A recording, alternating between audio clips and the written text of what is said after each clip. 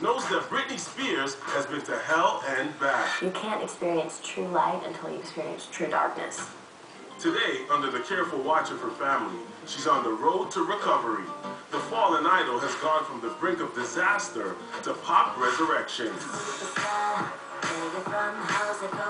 She has a brand new hit album, a hotly anticipated world tour, and a body so fit, her abs make headlines.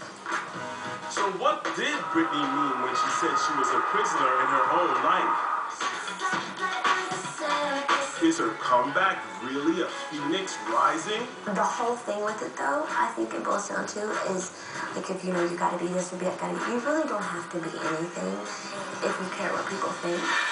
Or is it only a matter of time before her carefully constructed facade reveals what truly lies beneath? At first, it's really flattering, like, oh my God, I'm famous. You know, these people want my autograph, you know, you just feel so cool. But then after a while, you know, you long to just go somewhere and not be recognized. My mother always wanted me to be a lawyer, a doctor, an architect like my father. My dad insisted on medical school. I was always expected to be a part of the family business. A bank manager. But I was born to be. You say I'm crazy. I got you crazy. Robbed of a childhood, family breadwinner by 17, and burdened with a persona she could never live up to, Britney Spears has had a lot to contend with in her short life. When I first started, I had no idea what was going on. Honestly, I didn't. Like, you know, I just had to be here. From the start of her career, her comings and goings have been recorded by the media and fed to a gossip-hungry public.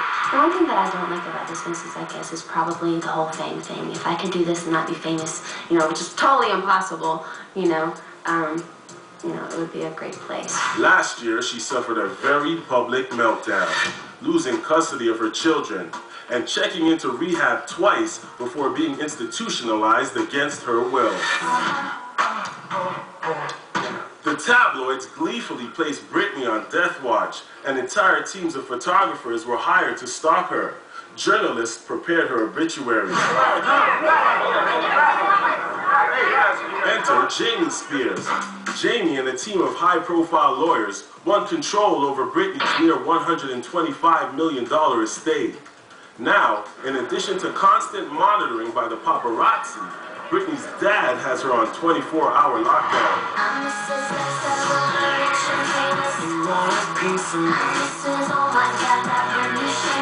And it seems the makeover has done wonders for the troubled 27-year-old.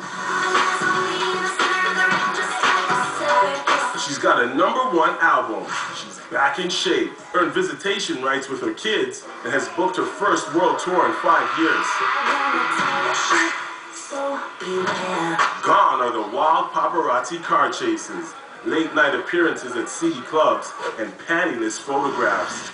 The leeches have been flushed out, old managers rehired, and former routines resurrected. I had a lot going on, a lot of drama. But some argue Britney had more freedom as a 12-year-old mouseketeer.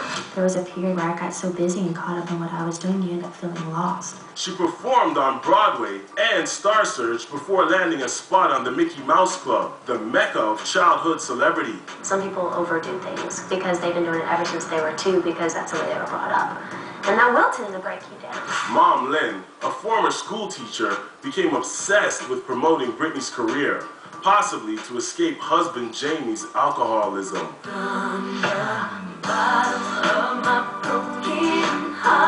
His job as a contractor took him away during the week, and when he returned on the weekends, tensions ran high. When I get on stage, that's when I'm like home. It's so weird because sometimes I'm more at peace on stage than I am at my own house watching TV.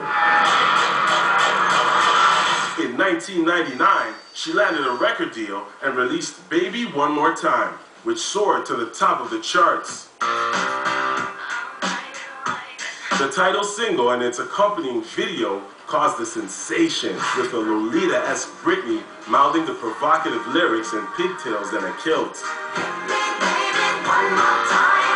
Manager Larry Rudolph had created a brilliant persona for Britney, flipping back and forth between innocence and worldliness, landing her in the fantasies of middle-aged men everywhere.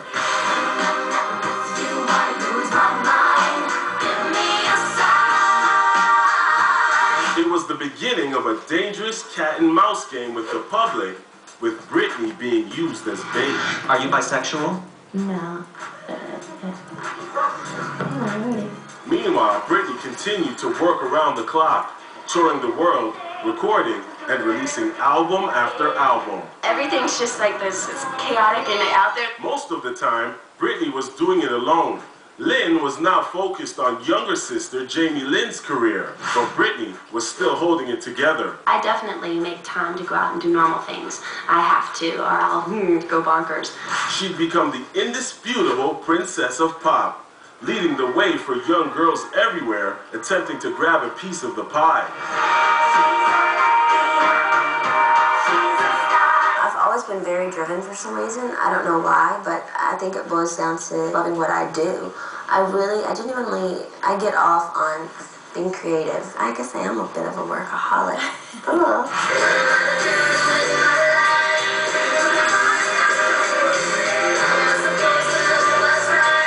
Britney always had to stay one step ahead, and sometimes that meant letting the world in on parts of her life that were sacred. I wouldn't say that I feel trapped by my fame. It's one of the things that, I do this because I love the music, and, I've just really come to, you have to accept the fact that, there's going to be press wherever you go, and it's not something that I really like at all, actually. After quietly dating childhood sweetheart and fellow Disney grad Justin Timberlake for a year, Britney's manager felt it was high time to take the relationship public.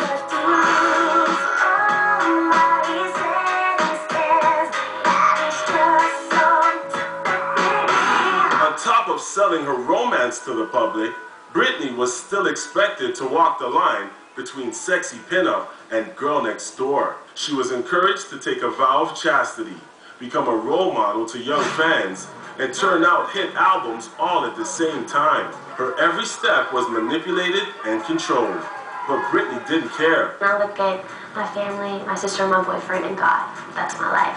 So how it all began to unravel so rapidly, no one will ever know.